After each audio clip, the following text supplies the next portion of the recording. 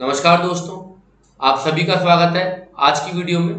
आज की वीडियो में मैं आपके साथ बहुत ही एक सच्चाई की बात शेयर करने वाला हूं कि अकाउंटिंग जॉब सिरदर्दी है, हेडेक है या फिर आसान और मजेदार इंटरेस्टिंग जॉब है। सो भैया, जैसा कि आप देखते हो आए रोज जीएसटी में कोई ना कोई अमेंडमेंट आता है। यूट्यूब चैनल आपने बहुत सारे सब्सक्राइब कर रखे हैं, आप लोग रोजाना देखते हो अकाउंटेंट्स के लिए ये प्रॉब्लम, इस कॉलम में ये बदलाव, इस कॉलम में ये हो गया, अब जीएसटी रिटर्न पूरी बदल गई। तो ऐसी बहुत सी चीजें आप देखते रहते हो।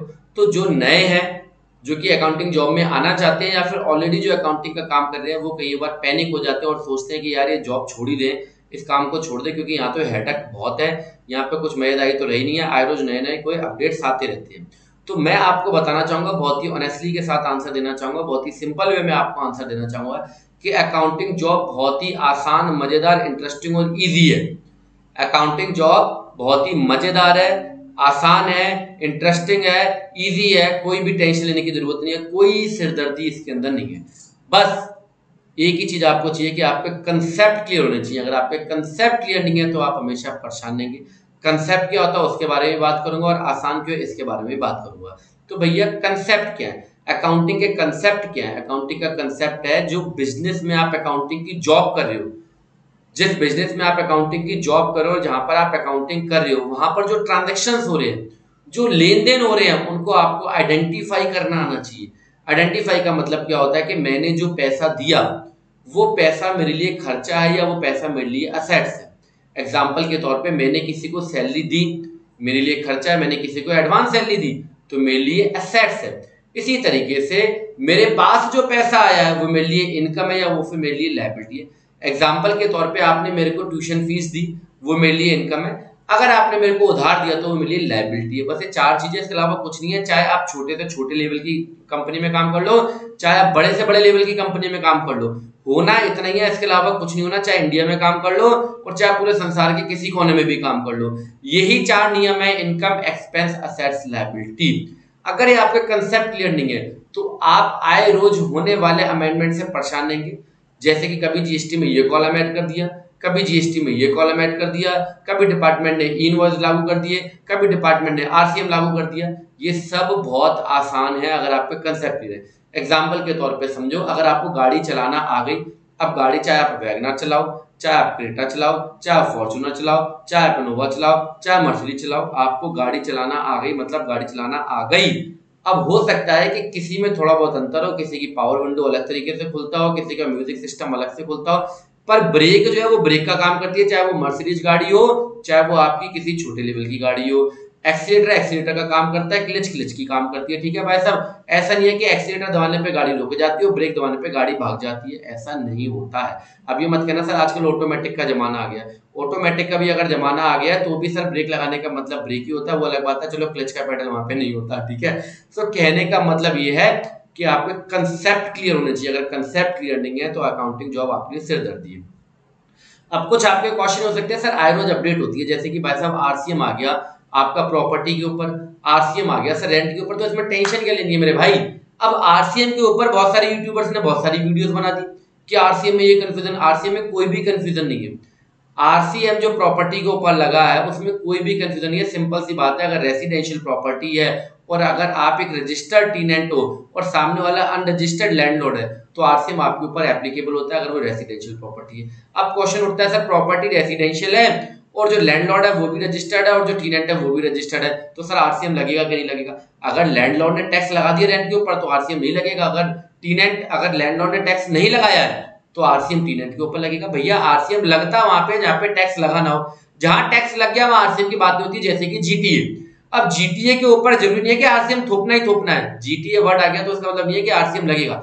आरसीएम तब लगेगा जब जीटीए ने आपसे टैक्स वसूला ना हो, तब आपको टैक्स पे करना है। सर कॉमर्शियल प्रॉपर्टी पे आरसीएम लगेगा? भैया नहीं लगेगा, उसका जवाब है नहीं। सर रेसिडेंशियल प्रॉपर्टी के ऊपर टीनेंट ने आधी प्रॉपर्टी रेसिडेंशियल के पर्पस से यूज करी है, आधी प्रॉपर्टी कॉमर्शियल पर्पस से यूज करी है, तो सर रेंट आरसीएम कितने पे लगेगा? भाई अगर कॉमर्शियल प्रॉपर्टी, अगर उसने जो रेसिडेंशियल प्रॉपर्टी को आधा यूज करा, आधा कॉमर्शियल को यूज करा हुआ है, अगर वो पूरा का पूरा रेंट अपनी बुक्स ऑफ अकाउंट में दिखाता है तो पूरे पे आरसीएम लगेगा, अगर आधा रेंट दिखाता है तो आधे पे आरसीएम लगेगा। सीधी सी बात है ना, बिजनेस की बात हो रही है, आरसीएम लगेगा किस पे? पर्सनल खर्चों पे लगेगा क्या? नहीं, आरसीएम लगेगा बिजनेस एक्सपेंस के ऊपर। तो अगर बिजनेस में अगर आप कोई भी खर्चा डाल रहे हो तो उस पर आरसीएम लगेगा। एग्जाम्पल के तौर पे एक व्यापारी ने अपने घर पे फ्रेट से कुछ सामान मंगाया, तो क्या उसको आरसीएम पे करना है? नहीं। अगर वही फ्रेट अपनी बुक्स ऑफ अकाउंट में डालता है तो उसको आरसीएम पे करना है। ये कुछ कंसेप्ट मैं दे रहा हूँ। जैसे कि मान लो जीएसटीआर 3 गलत फाइल होगी, जीएसटीआर 1 गलत फाइल होगा, अरे भाई हो ही नहीं सकती गलत फाइल अगर आपने रिकॉर्डिंग ठीक की है। रिकॉर्डिंग का मतलब क्या है? जैसा इनपुट करोगे वैसा आउटपुट निकलेगा। जहर खाएंगे तो जहर रिएक्शन करेगा, मीठा खाओगे तो मीठा रिएक्शन करेगा, कड़वा खाओगे तो कड़वा रिएक्शन करेगा। इसी तरीके से जैसी आप अकाउंटिंग में ट्रांजैक्शंस को रिकॉर्ड करोगे वैसा ही आउटपुट मिलेगा।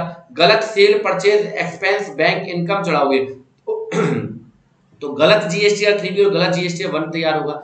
गलत जीएसटीआर 3 और गलत जीएसटीआर 1 तैयार होगा तो गलत एनुअल रिटर्न तैयार होगा। गलत एनुअल रिटर्न तैयार होगा, 3 गलत तैयार होगा, 1 गलत तैयार होगा तो बैलेंस शीट भी गलत तैयार होगी, ओपनिंग बैलेंस भी गलत होंगे, क्लोजिंग बैलेंस भी गलत होंगे। क्यों बहुत सारी फर्मों में closing balance, opening balance match नहीं होते? क्यों जीएसटी के लेजर मैच नहीं होते? क्यों क्रेडिट कैश लेजर मैच नहीं होते? क्योंकि कंसेप्ट ही क्लियर नहीं है। सब ने एक ही तोता रटन रट लिया, जिसको जो आता है वो वैसे ही उसको करी जा रहा है, जबकि बहुत आसान है, बहुत ही सिंपल है। एग्जांपल के तौर पे जब जीएसटी आया था तो हमने एक वीडियो बनाई कि केवल जीएसटी में 3 ही लेजर आपको बनाने, सीजीएसटी, एसजीएसटी, आईजीएसटी। बहुत सारे लोगों ने हमें कमेंट में बुरा भला कहा, पर आज सभी लोग 3 लेजर बना रहे हैं। भाई इनपुट आउटपुट बनाने की जरूरत ही नहीं है, क्योंकि सीजीएसटी का अगर एक लेजर बनाते हो, एसजीएसटी का एक लेजर बनाते हो, आईजीएसटी का एक लेजर बनाते हो, तो जब डेबिट होता है तो भैया आईटीसी, क्रेडिट होता है तो लायबिलिटी। अगर हम इनपुट आउटपुट के लेजर बनाते हैं तो हम अकाउंटिंग प्रिंसिपल के अगेंस्ट जा रहे हैं, क्योंकि इनपुट का मतलब हो गया केवल डेबिट बैलेंस, आउटपुट का मतलब हो गया केवल क्रेडिट बैलेंस, जबकि अकाउंटिंग में डेबिट और क्रेडिट बैलेंस एक ही लेजर में चलता है। मतलब सीजीएसटी, एसजीएसटी, आईजीएसटी की लेजर बनाते हो अगर आप, तो भैया अगर डेबिट हो रहा है तो मतलब आईटीसी, क्रेडिट हो रहा है तो मतलब लायबिलिटी। सिंपल से फंडे हैं सर, ये फंडा ही क्लियर करना बहुत जरूरी है। फंडे क्लियर नहीं है आपके तो अकाउंटिंग जॉब सिर दर्द है, फंडे क्लियर है तो इससे मजेदार जॉब है ही नहीं। क्यों नहीं है? क्योंकि आपके पास है अकाउंटिंग सॉफ्टवेयर जो कि सारा काम आपको करके देता है, तो इसमें आपको टेंशन लेने की बिल्कुल भी जरूरत नहीं है। जीएसटी आपके लिए एक वरदान है भाई साहब, अपॉर्चुनिटी है, इसको पकड़ लो जितनी जल्दी पकड़ सकते हो। जब ये बिल्कुल ही कुछ भी इसमें इनोवेशन नहीं होगी, कुछ भी क्रिएटिविटी नहीं होगी, तो आपके लिए ये बेकार होता जाएगा, आपकी सैलरीज नहीं बढ़ेंगी। तो अपने दिमाग के गेटों को थोड़ा ओपन करो, कंसेप्ट को समझो, और अकाउंटिंग जॉब बहुत आसान है। अब आसान कैसे है? तो हमारी वेबसाइट पे आ जाओ, teliuminstitute.in। मैं आपको बताना चाहूंगा कोई प्रमोशन नहीं है ये, बिल्कुल मत ज्वाइन करो कोर्स को, कोई जबरदस्ती नहीं है, ऑलरेडी भगवान ने बहुत सारा दे दिया, ठीक है। तो आपको ज्वाइन करने की जरूरत नहीं है, पर अगर आपके लिए यूजफुल है और अगर आप धक्के नहीं खाना चाहते हो, अपने 10 साल बर्बाद नहीं करना चाहते अकाउंटिंग में, तो फिर कोर्स को ज्वाइन कर सकते हो। वेबसाइट का नाम teliuminstitute.in, एप्लीकेशन भी गूगल प्ले स्टोर से डाउनलोड कर सकते हो, दोनों में कोर्स देख सकते हो, कभी कहीं से देखो, कभी कहीं से देखो, एप्लीकेशन पे देखो, वेबसाइट पे देखो, कोई टेंशन नहीं है। यहाँ पे ऑल कोर्सेज के अंदर अगर आप आते हो तो ऑल कोर्सेज में केवल हमने एक ही कोर्स मेंशन यहाँ पे कर रखा है, ठीक है। यहाँ पे हमने मल्टीपल कोर्सेज मेंशन नहीं करे हुए, एक ही कोर्स मेंशन है, ऐसा नहीं है टीडीएस का अलग है, जीएसटी का अलग है, नहीं, एक ही कोर्स है, ऑल इन वन। यहाँ पे आप देखोगे कोर्स की फीस है 4490, ठीक है। अगर आप कोर्स को आज की तारीख में मतलब 20 तारीख तक एनरोल करते हो तो आपको इस फीस में 10% का डिस्काउंट मिल जाएगा, मतलब 4041 का, प्लस 2 ईयर्स की आपको वैलिडिटी मिल जाएगी, ठीक है। हम दोबारा से कोर्स पे आते हैं, देख सकते हैं आप कितने सारे बच्चे यहाँ पे एनरोल हो चुके हैं। वैलिडिटी 24 मंथ की है, 130 रेटिंग है, जिसमें से कि सभी की 5 स्टार रेटिंग है। कोर्स में क्या पढ़ाया जाएगा, इतनी ट्रांसपेरेंसी है कि हमने एक एक वीडियो को यहाँ पे बता दिया कि कौन कौन सी वीडियो कितने घंटे के, क्या क्या टॉपिक है। कोई भी टॉपिक को कॉपी पेस्ट करना चाहे कर ले, कोई टेंशन नहीं है, ठीक है। सो यहाँ पे सब कुछ बताया गया कि किस वीडियो में हम क्या क्या सिखा रहे हैं, सब कुछ। आप इन वीडियोस को पहले, इन टॉपिक्स को पढ़ो तभी कोर्स को ज्वाइन करो। इसके अलावा आप कोर्स की रेटिंग देख सकते हो, 130 लोगों में से 125 लोगों ने 5 स्टार रेटिंग दिया है, 4 लोगों ने 4 स्टार दिया है, 1 लोगों ने 3 स्टार दिया है। इनके कमेंट्स आप पढ़ सकते हो, ऑल रिव्यूज के अंदर आके इनके आप कमेंट पढ़ सकते हो, ये कमेंट आपके सामने है, ठीक है। सो अगर आपको लगता है कि आपको अपने अकाउंटिंग करियर में 10 साल 15 साल बर्बाद करके अकाउंटिंग नहीं सीखनी, केवल 3 4 6 महीने में आपको अच्छी तरीके से अकाउंटिंग के बारे में सीखना है, तो आप इस कोर्स को ज्वाइन कर सकते हो। दावा मैं देता हूं आपको कि ये आपका इन्वेस्टमेंट होगा बहुत तगड़ा वाला। ये 4000 रुपये आपके वेस्ट नहीं जाएंगे अदर इंस्टीट्यूट की तरह, ये आपके लिए बहुत तगड़ा इन्वेस्टमेंट होने वाला है। वैसे तो 15-20 हजार में आदमी टैली सीख रहा है, यहाँ पे आप टैली नहीं सीख रहे, यहाँ पे आप सीख रहे हो अकाउंटिंग। तो अगर आप चाहें तो आप कोर्स को ज्वाइन कर सकते हो। ऑफर्स की जो लास्ट डेट है वो आज की लास्ट तारीख है, ठीक है। बाकी फिर भी कोर्स ज्वाइन करो या नहीं करो डजंट मैटर, इंपॉर्टेंट मैटर ये है कि अकाउंटिंग जॉब बहुत आसान है, कुछ भी इसमें टफ नहीं है, कंसेप्ट क्लियर कर लो। कंसेप्ट क्लियर करने के लिए मेरी फ्री यूट्यूब वीडियोस भी देख सकते हो, वहाँ पे भी कंसेप्ट क्लियर करा है। बहुत सीक्वेंस में बहुत डिटेल में समझना चाहते हो तो कोर्स को भी ज्वाइन कर सकते हो, ठीक है। आई होप आपने आज की वीडियो को एंजॉय करा होगा। मैं फिर आपको बताना चाहता हूँ अकाउंटिंग जॉब आसान सिंपल है, इसमें बिल्कुल भी टेंशन नहीं है। अगर आपके कंसेप्ट क्लियर है, अकाउंटिंग सॉफ्टवेयर आपको सब कुछ करके देता है। बाकी डिटेल आपको कोर्स में मिल जाएगी। तो आप सभी का धन्यवाद, दिल से थैंक यू ये वीडियो देखने के लिए। मिलते हैं नेक्स्ट वीडियो में, धन्यवाद।